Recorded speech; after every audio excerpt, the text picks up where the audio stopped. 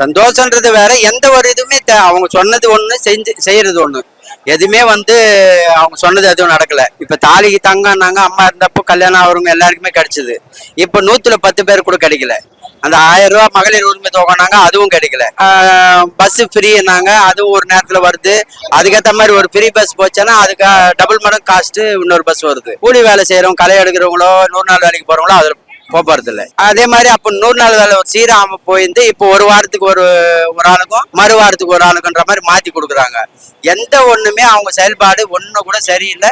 ரெண்டாவது அராஜகம் தான் அதிகமா இருக்குது. எங்க போனாலும் லஞ்சம், எதுக்காக போனாலும் லஞ்சம். ஒரு கவர்மெண்ட் ஆபீஸ்ல ஒரு பியூன் முதற்கொண்டு எல்லாருமே துணிச்சலா தைரியமா லஞ்சம் வாங்குற அளவுக்கு உருவாயிடுச்சு. இப்போ அதே அம்மா இருக்கும்போது ஒரு பயம் இருக்கும். அந்த பயம்ன்றது இவங்களை யாராலையுமே இல்லை. எங்களுக்கு இந்த ஆட்சி மாறினா நல்லா இருக்குன்றதான் எதிர்பார்த்துக்கிறோம்.